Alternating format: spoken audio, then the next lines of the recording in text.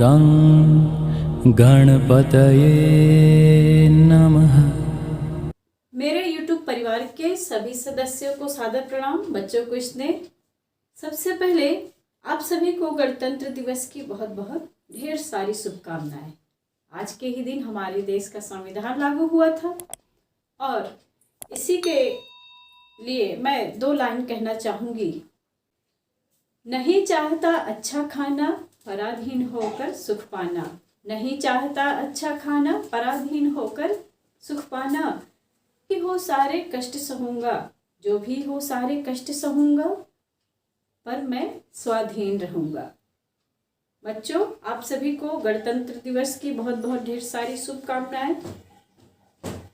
आइए अब हम चलते हैं अपने शीर्षक की ओर। आज आपको वायु प्रदूषण के बारे में जानकारी दूंगी।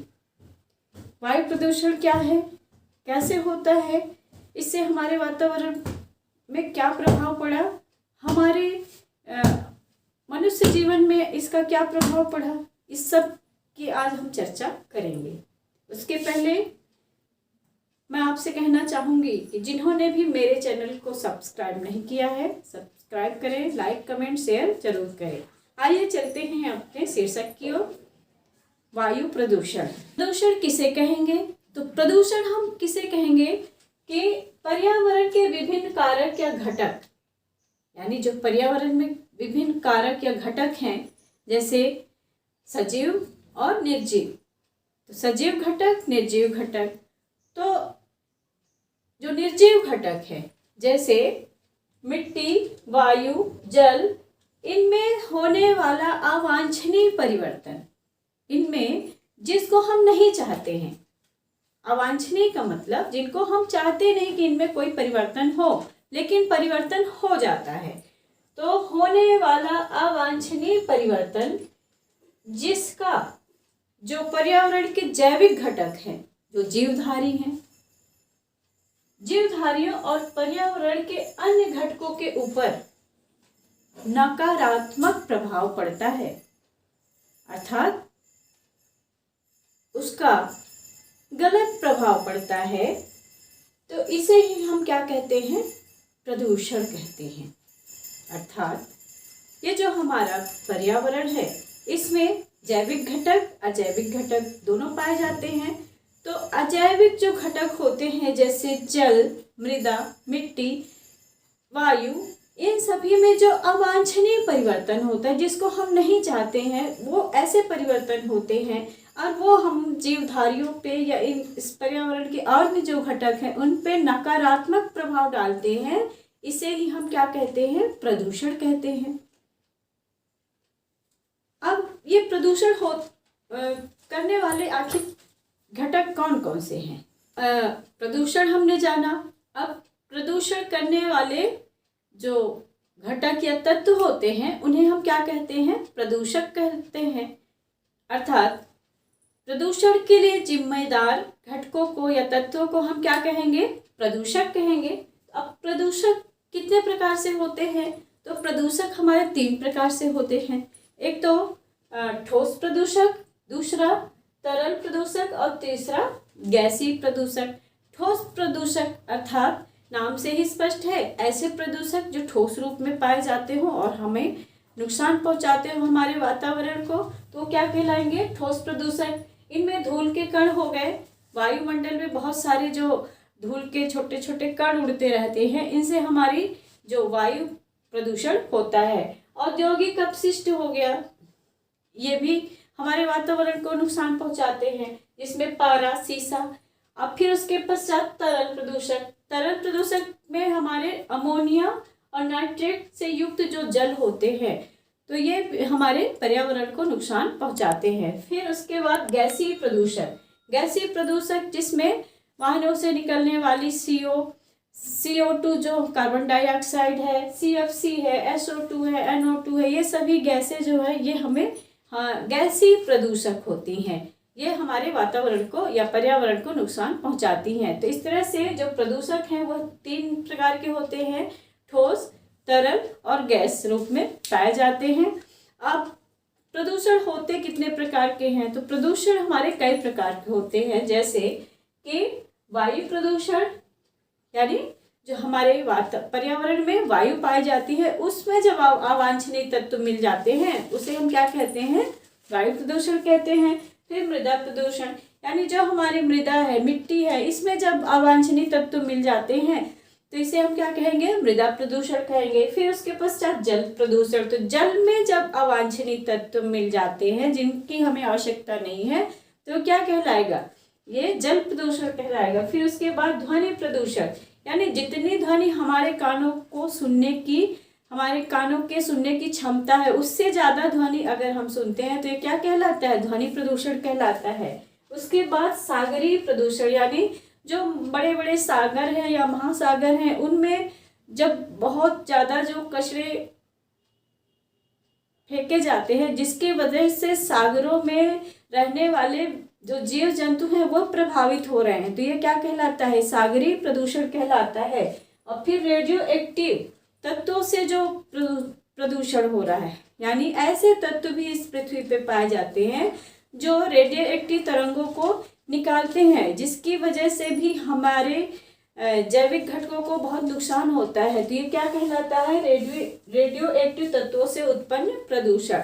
तो आज हम मुख्य रूप से चर्चा करेंगे वायु प्रदूषण पे। तो वायु प्रदूषण क्या है, कैसे होता है, आज हम इसके बारे में चर्चा करेंगे। तो आइए हम जानते हैं वायु प्रदूषण क्या है।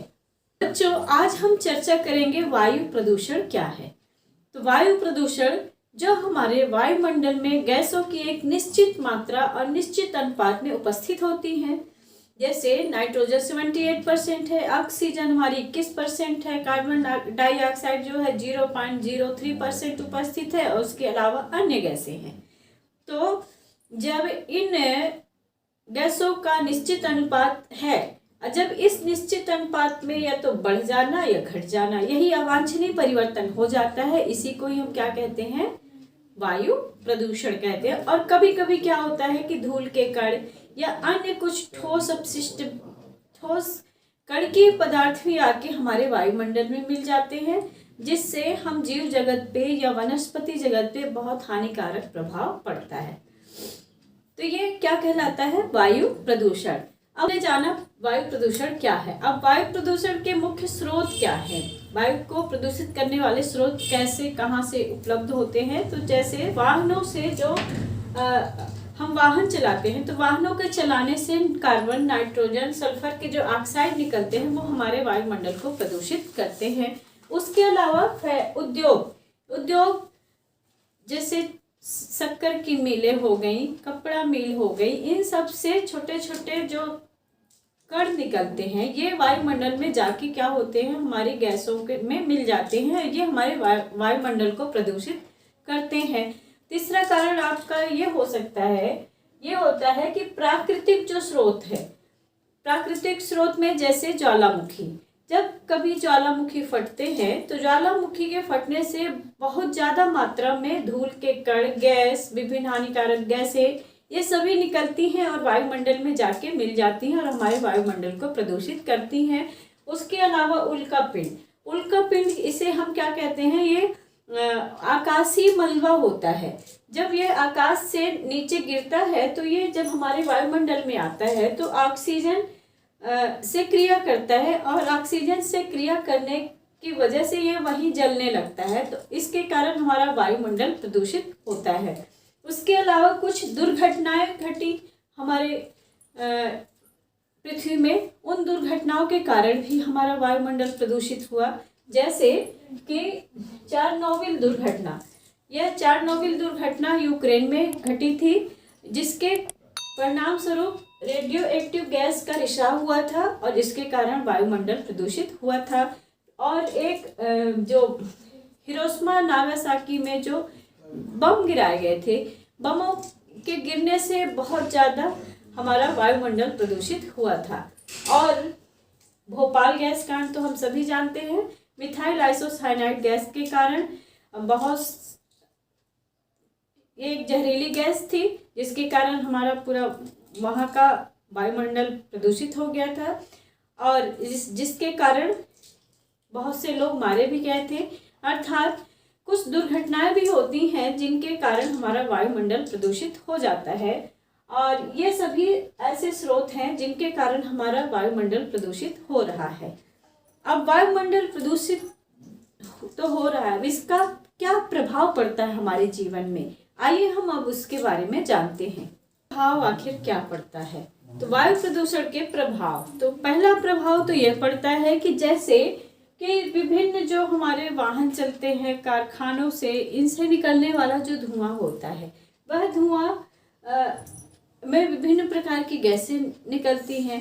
तो वो गैसें क्या करती हैं कि वायुमंडल में पहुंचकर और वायु में मिल जाती हैं, और जब हम श्वसन क्रिया करते हैं तो श्वसन क्रिया में वायु के माध्यम से हमारे शरीर में भी वो प्रवेश कर जाती हैं, और हमें जिसके कारण बहुत सारी बीमारियां उत्पन्न होती हैं, जैसे दमा, डिप्थीरिया, टीबी, एलर्जी आदि बीमारियों का ये कारण बनती हैं। दूसरा, वायु प्रदूषण का प्रभाव हमारे जीवन पे क्या पड़ता है कि जो कारखानों से हानिकारक गैस निकलती है बाहर, ये नाइट्रोजन के ऑक्साइड जो है ये हमारे वायुमंडल में पहुंच जाते हैं।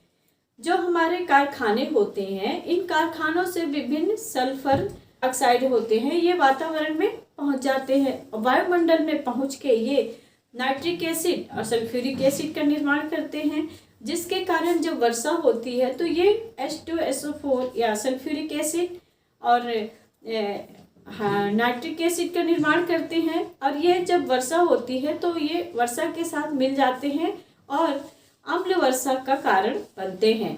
और इस अम्ल वर्षा के कारण विभिन्न जीव जगत के जो वृक्ष हैं, पौधे हैं, हम मानव हैं, हम सभी पे इसका विपरीत प्रभाव पड़ता है। और जो ये अम्ल वर्षा है, ये सबसे ज़्यादा किसको नुकसान पहुंचा रही है? जो हमारी प्राकृतिक जो इमारतें हैं, जैसे ताजमहल को इस अम्लीय वर्षा के कारण ही आज हमारा जो ताजमहल संगमरमर की तरह सफ़ेद दिखता था, तो वह आज कुछ मलिन सा होता जा रहा है। उस तीसरा कारण क्या? CFC हम अपने जो हमारे घरों में विभिन्न AC है, रेफ्रिजरेटर हैं, इनमें हम किसका उपयोग करते हैं? इनके उपयोग से क्या होता है? CFC नामक गैस निकलती है, और ये वायुमंडल में जाके हम सभी जानते हैं क्या कर रही है? ओजोन परत को पतला करने का कार्य कौन करता है? CFC गैसें ही करती है, अर्थात यह भी हमारे वायुमंडल को नुकसान पहुंचा रही है। अब जब ओजोन परत हमारी धीरे धीरे क्या होती जाएगी? पतली होती जाएगी, तो जिसके परिणाम स्वरूप क्या? सूर्य की किरणें यहाँ पहुँचेंगी और हमारे ऊपर जो उसमें पराबैंगनी किरणें होती हैं उनको ये रोकने का कार्य करती हैं। तो अगर ओजोन परत अगर हमारी पतली होती गई, किसकी वजह से? CFC की वजह से, तो हमें वह ओजोन परत हमें बहुत सारी त्वचा संबंधी बीमारियां दे सकती हैं। फिर अगला कारण क्या हो सकता है? जैसे सीसा और पारा, ये धूल के कण के समान हमारे वायुमंडल में ये उड़ते रहते हैं, और जब हम श्वसन क्रिया करते हैं तो ये वायु के साथ हमारी सांसों में पहुंच जाते हैं, और हमें विभिन्न प्रकार के सांस संबंधी रोग इनसे होते हैं। तो ये हमने जाना कि वायु प्रदूषण से हमारे जीवन पे क्या प्रभाव पड़ेगा। अब वायु प्रदूषण को रोकने के हम क्या उपाय कर सकते हैं, आइए हम इसके विषय में जानते हैं। वायु प्रदूषण को नियंत्रित करने के लिए कौन कौन से हम उपाय कर सकते हैं, इसके बारे में आइए हम जानते हैं। तो हम क्या कर सकते हैं कि पहली बात कि जो हम अपने उद्योग है या ईंट के जो भट्ठे लगते हैं, तो इनसे हम देखते हैं कि बहुत धुएं निकलते हैं। ये धुआं जो निकलता है इसमें बहुत सी हानिकारक गैसें होती हैं, और ये जाके वायुमंडल में हमारे वायु में मिल जाती हैं, और जिससे वायुमंडल प्रदूषित होता है। तो हमें क्या करना चाहिए कि ये जो उद्योग है या ईंट के जो भट्ठे हैं, इनको हम अपने निवासी जो स्थान है या जो शहरी क्षेत्र है, इनसे दूर स्थापित करना चाहिए।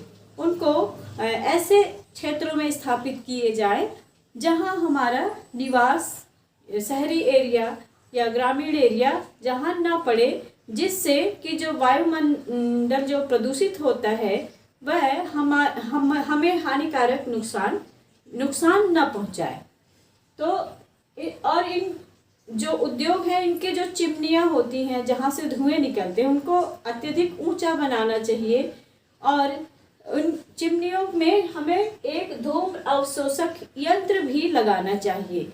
धूम्र अवशोषक यंत्र लगाने से क्या होगा कि धुआं कम मात्रा में निकलेगा, जिससे हमारा वायुमंडल कम प्रदूषित होगा। दूसरी बात क्या कि जो हमारे वाहन हैं, वाहनों से भी बहुत सी हानिकारक गैसें निकलती हैं।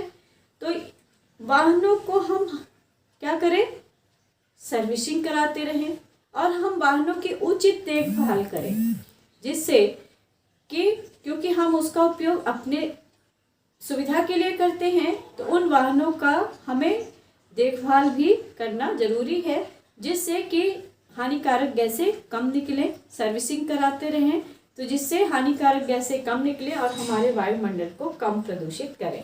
फिर तीसरी बात क्या कि हम क्या करते हैं कि हम बहुत जो कूड़ा करकट जमा हो जाता है, तो उन कूड़ा करकटों को हम इकट्ठा करके आग लगा देते हैं। तो आग जब तो हम लगा दिए कि चलो यहाँ का कूड़ा साफ हो गया, लेकिन उससे जो धुआं निकलता है वो जाके क्या करता है, हमारे वायुमंडल को प्रदूषित करता है।